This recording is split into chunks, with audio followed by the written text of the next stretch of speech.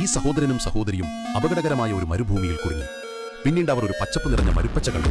രണ്ടുപേരും അത്യധികം സന്തോഷിച്ചു. ഇളയ സഹോദരൻ ആദ്യം ഓടിച്ചെന്ന് അരുവിയിൽ നിന്ന് ആർത്തിയോടെ കുടിക്കാൻ തുടങ്ങി. പിന്നീട് മരങ്ങളിൽ പഴങ്ങൾ കണ്ടു. പക്ഷേ അവർ മടിച്ചു നിന്നു. പക്ഷികൾ പോലും പഴങ്ങൾ തിന്നുന്നത് കണ്ടപ്പോൾ ഇളയ കുട്ടി ഒരു കടിയെടുത്ത് ശരീരം കഴുകി. എന്നാൽ പിറ്റേന്ന് രാവിലെ അവർ ഉണർന്നപ്പോൾ അരുവി വരണ്ടതായി കണ്ടു. അവരുടെ ആവേശത്തിൽ വെള്ളം സംഭരിക്കാൻ അവർ മറന്നു. അതിജീവനത്തിനായുള്ള പോരാട്ടം വീണ്ടും ആരംഭിച്ചു.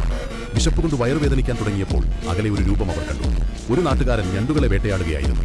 മടങ്ങുമ്പോൾ അയാൾ സഹോദരനെയും സഹോദരിയെയും കണ്ടു. പക്ഷേ ഭാഷ മനസ്സിലാകാത്തതിനാൽ ആശയവിനിമയം നടത്താൻ കഴിഞ്ഞില്ല.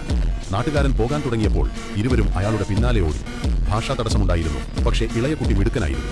അയാൾ കൈകൊണ്ട് വെള്ളത്തിനായി ആംഗ്യം കാണിച്ചു. നാട്ടുകാരൻ മനസ്സിലാക്കി അവരെ ഒരു പഴയ അരുവിയിലേക്ക് കൊണ്ടുപോയി. അയാൾ ഒരു ഞാങ്ങണ തിരുകി വായിൽ വെള്ളം കൊടുത്തു. സഹോദരനും സഹോദരിയും സന്തോഷത്തോടെ വെള്ളം കുടിക്കാൻ തുടങ്ങി.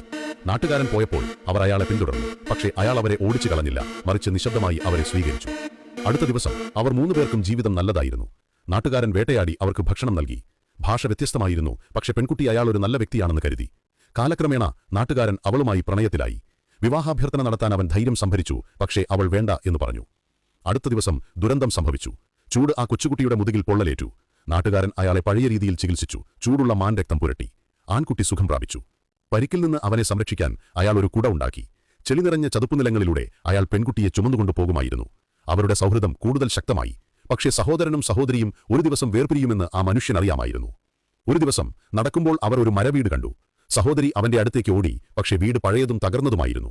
അവിടെ വെള്ളക്കാർ മൃഗങ്ങളെ കൊല്ലുന്നത് ഒരു നാട്ടുകാരൻ കണ്ടപ്പോൾ അവരെ വെറുത്തു. എന്നാൽ സഹോദരി നല്ലവളാണെന്ന് കരുതി സഹോദരൻ അവരെ ഓടിച്ചു കളയാതെ പോയി. പെൺകുട്ടി വസ്ത്രം മാറുന്നതിനിടയിൽ ഒരു നാട്ടുകാരൻ വിചിത്രമായ രീതിയിൽ വന്നു. അവൾ ഭയന്നു. പക്ഷേ അയാൾ നൃത്തം ചെയ്തു. ഇതാണ് അയാളുടെ ഗോത്രത്തിന്റെ വിവാഹം. പെൺകുട്ടിക്ക് അർത്ഥം മനസ്സിലായില്ല. പക്ഷേ അവൾ അയാളുടെ സ്നേഹം കണ്ടു. അവൾ വേണ്ട എന്ന് പറഞ്ഞില്ല. പക്ഷേ അവൾ അതെ എന്ന് പറഞ്ഞില്ല. നാട്ടുകാരൻ രാത്രി താമസിച്ചു.